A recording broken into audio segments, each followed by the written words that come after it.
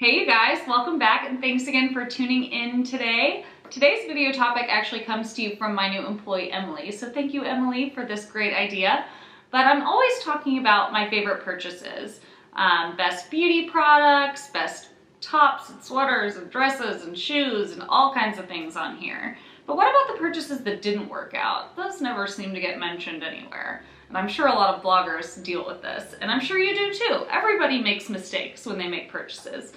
So in this case, it's sort of like buying a puppy. You tell your mom you're gonna clean up after it every day, you're gonna feed it every day, you're gonna walk it every day, and then by the time you get it, your mom ends up doing all of the work. Sort of like that with clothes. You say you're gonna wear it all the time, you know exactly what you're gonna pair it with, it goes day to night, you make all of these rationalizations for why you need to buy it, and then you get it, and then you never wear it.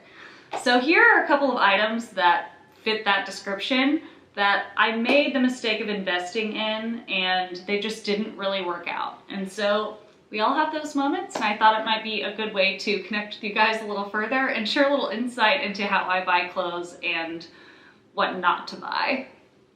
The first item I want to talk about is this pair of Giuseppe Zanotti boots that I bought in November of 2015. Aside from one time that I wore them, they have been in my closet ever since.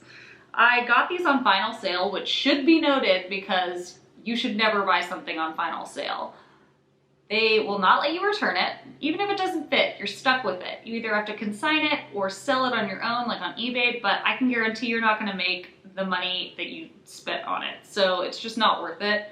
Unless it's like a handbag or something that doesn't require a fit, don't do it. The one time I did it, I regretted it. So these I got on final sale, and I knew they were gonna be tall boots, but I was expecting that.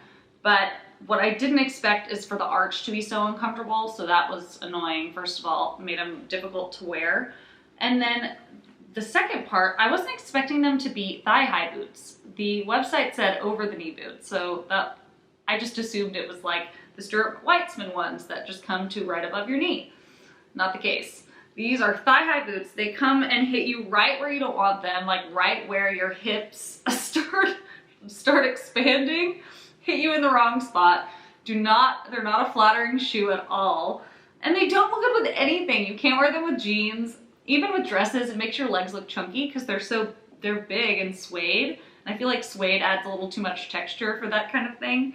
But they have not been useful at all. I haven't been able to find a way to wear them. And luckily I didn't spend full price on them, but I still spent a good amount of money. I think I spent like $500 and I haven't been able to wear them. So if anyone wants to buy them, you wear 9.5, let me know. A small 9.5. These were too small on me and I wear a 9.5. But anyway, so that was sad. Do not buy things on final sale. The next item I want to talk about is this Alexander McQueen top.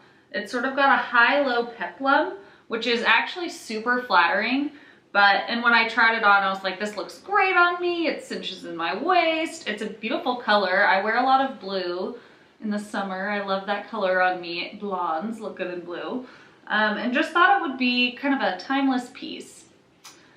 The problem is, it totally depends what pair of pants you try on with it.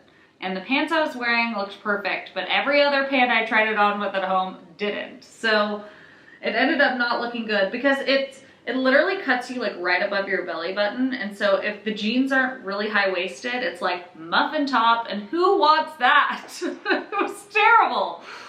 And it just like hangs in my closet because I don't want to get rid of it, but I know I've got to declutter before moving into my new house. So this one's got to go too. But I loved the color and was so convinced that it would be a cute top, and it looks cute under jackets, but there's really, I mean, unless you are really straight-waisted, there was just no way for me to wear it without this one pair of jeans, which is super unfortunate. I know I've talked about my Givenchy Antigona bag. I hope I'm saying that right. I'm really not sure, but I've gotten so much use out of it. It's beautiful. It goes with everything in my wardrobe all year round. It's just the most perfect color of like a soft camel beige. I love it. But I have one other Givenchy bag that I never wear, and it is this metallic clutch. I don't know if it's because it's just so big. I mean, look how big it is next to me. This is right next to me. It like covers my entire chest. it's just kind of too big. It's almost like comically big. Maybe that's why I don't like it. But I also just think the solid metallic, because it's not like a cocktail size, it doesn't really work for super nice outfits. So it's not useful in that scenario, like a wedding. It's really only good for like going out, which honestly, if I'm being totally honest with you, I don't wear clutches all that often anymore. I like to have something hanging over my shoulder, like my Theory clutch that has the ring. It's perfect because I can just stick my arm through and it hangs on there. But I hate having to do this. I just find it really annoying. I don't know about you guys, but so I never wear this, and it makes me sad because I was so excited to buy it. And I think it's such a sleek style, but I think it's just a little too big, and I think that if it had been smaller, I probably would have worn it more. I could have worn it to weddings and things like that. I just think it's laughably large. This next item is one I actually tried on in store and took home with me and thought I was going to get so much use out of it, especially during the spring, summer months. These Todd loafers. I thought that the fringe detail on these was so darling. I think my main mistake was buying them white, because in the spring, summer, I wear white all the time, and you don't want to wear white on white, especially it's hard to match whites. So a dress and shoe that is white, it's just like a hard combo to do. And so I think that was my main problem. But I can't figure out how to wear these and make them look like I'm not going to a golf course. Maybe somebody can teach me, but I just thought they were cute, but they've literally been sitting in my closet forever, and somebody help. I need to figure out how to wear these. The last item on my list is this Givenchy jacket. You may be noticing a theme. I love Givenchy. It's one of my favorite labels because they always add like a little bit of an edgy touch to everything that they do. My chain sandals that I love, the chain obviously is the edgy part, but there's also the curved heel. It's so cool. But on this blazer, there are zippers that go all the way up the sleeve. You can totally undo them or zip them all the way up.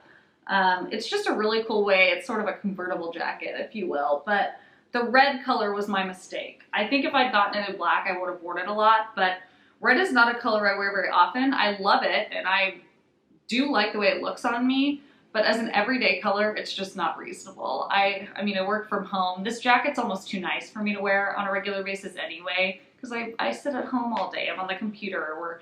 We're shooting outfits, but I'm not like going into meetings every 5 seconds or like doing anything super fancy. So it just was sort of an unnecessary purchase. And although I did get a good deal, I found it at last call. Gotta love last call.